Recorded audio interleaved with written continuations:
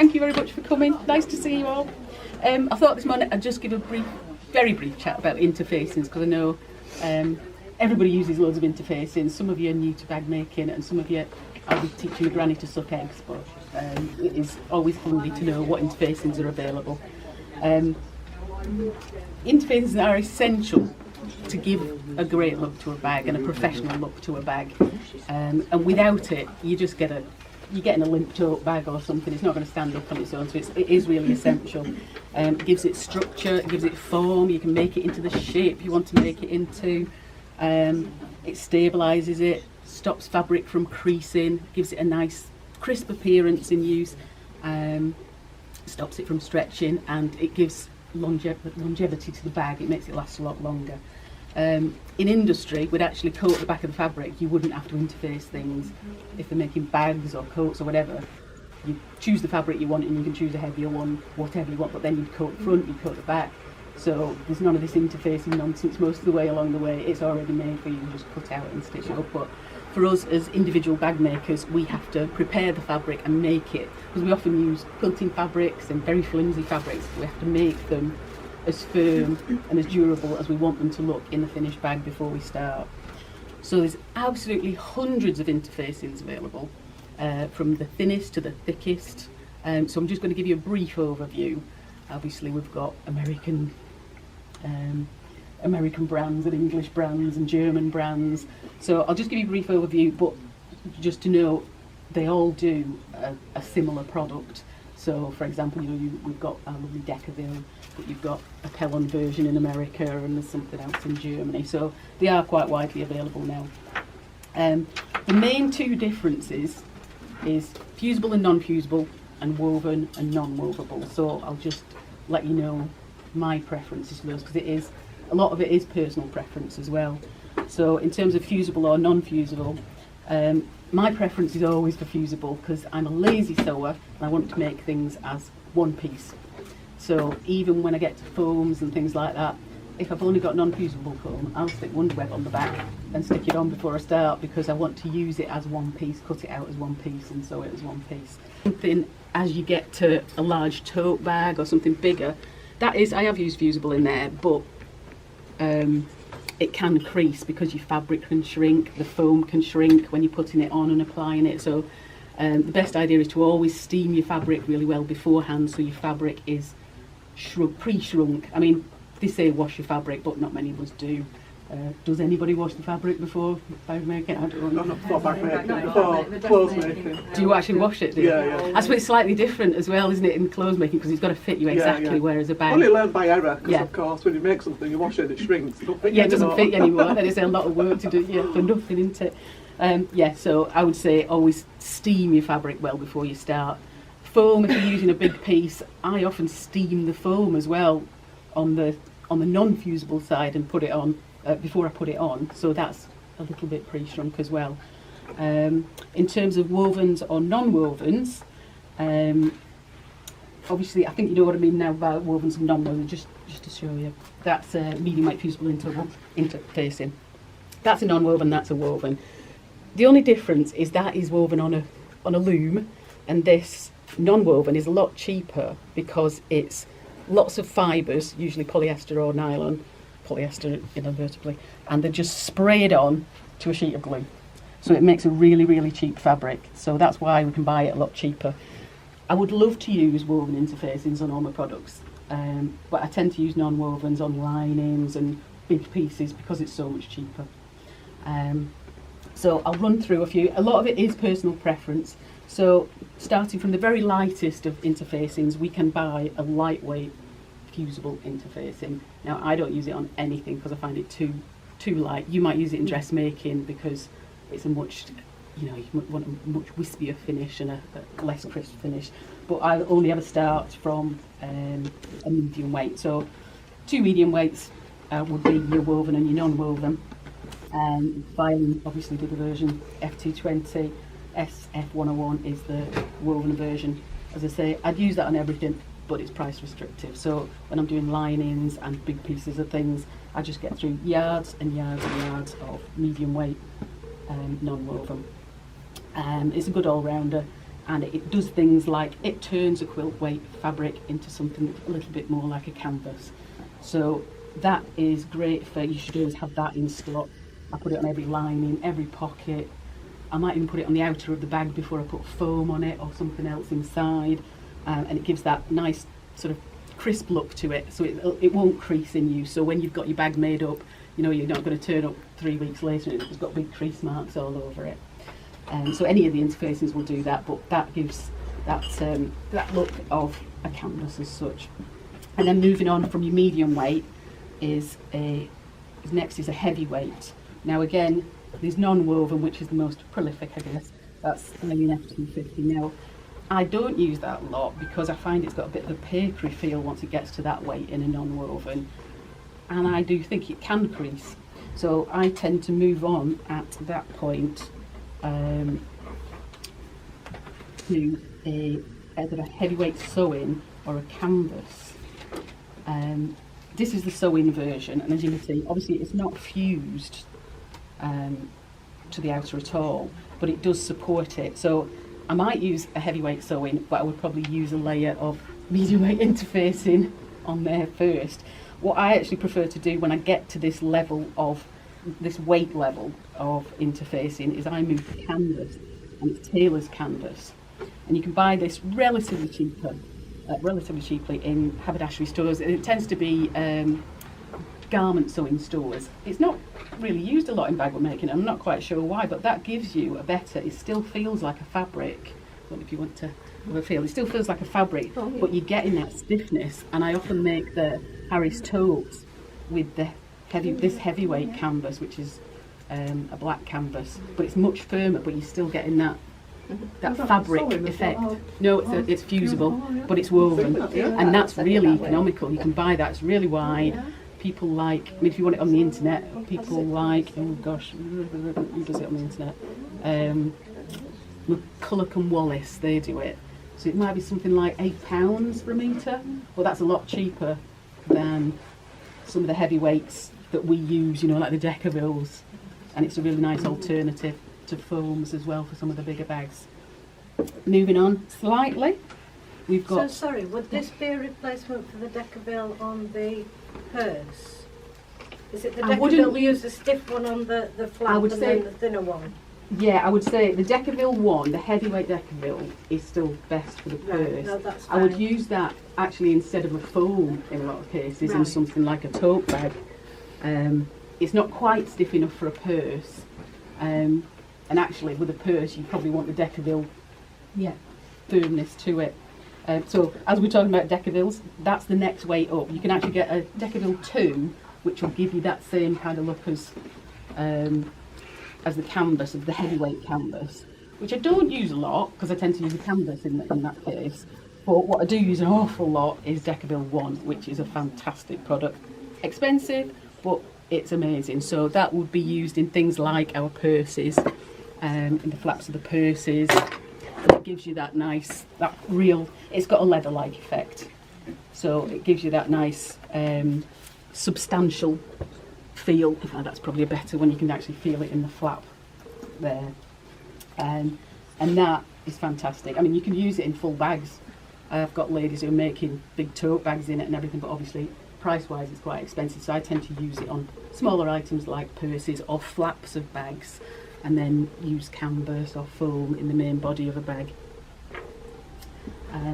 The substitute, the American version, is Pellon F71, which you can get here as well. Again, I use that. I do prefer the Decaville, but if you can't get Decaville, that Pellon's quite a good substitute. They're both really, really easy to sew through, so you can have a look at those. Again, price-wise, they're pretty comparable. They're both meaty prices, but worth it if you're using them in smaller quantities. Then we move on to fleece. So we all use fleece quite a lot. I think you can have fusible or non-fusible. Again, they come in various forms. So we have a regular fusible fleece here, which is quite a lightweight one. This is Kaz's actually, and that's a very good price. I think she's only £7 a metre on that, which is great. And we use this in things like makeup bags and pencil cases, things where you want a nice soft puffiness, you might make a little frame purse out of it, something like that.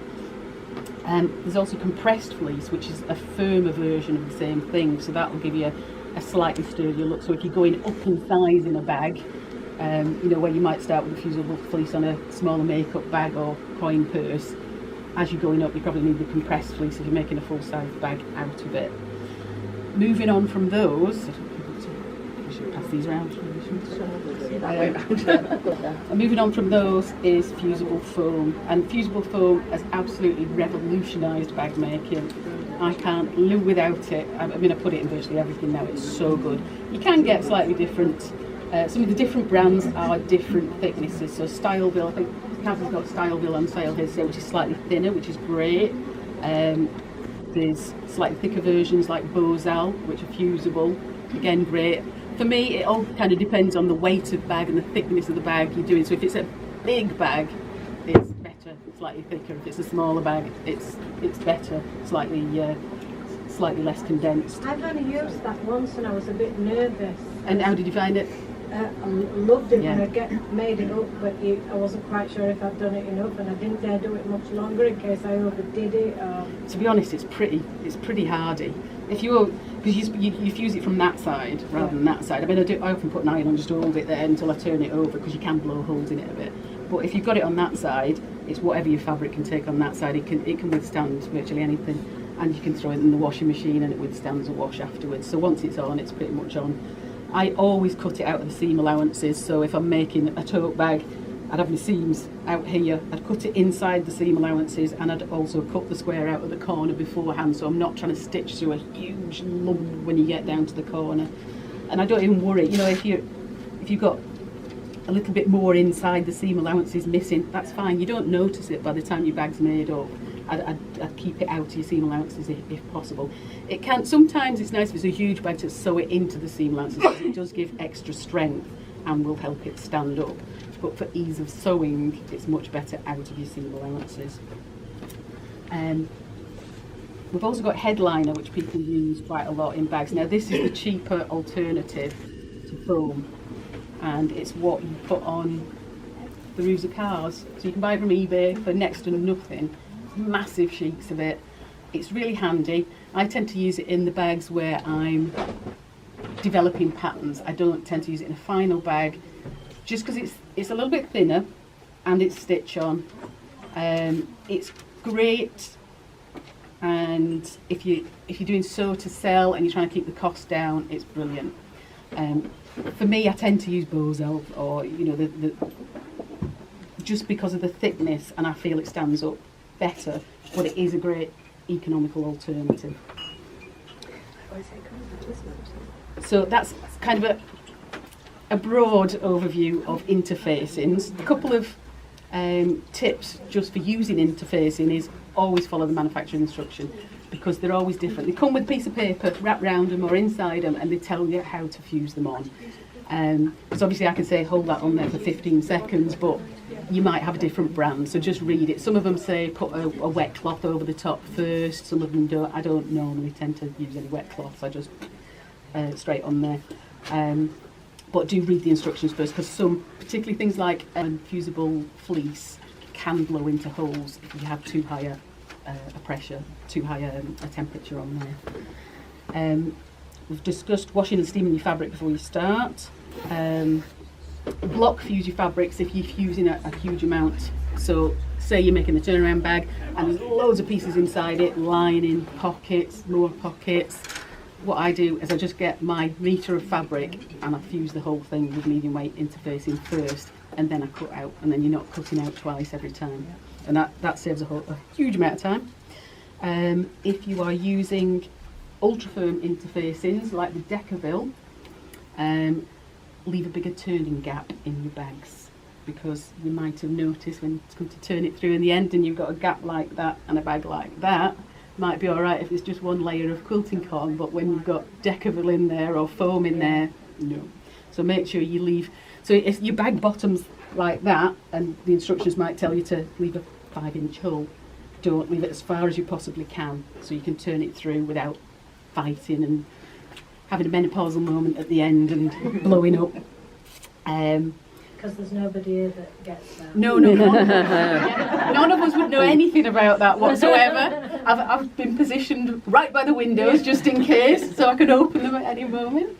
And then finally, if you want to make something fusible, the easiest thing to do is use your Wonder Web or heat and bond, because I often use things that are you go in the cupboard, don't you? I've got that. That's fine for it, but then it's not fusible, so I'll often put a layer of heat and bond on it and stick it on. So I'm back to one layer again. So that's just a brief overview for you. Any questions? I'm happy to answer them.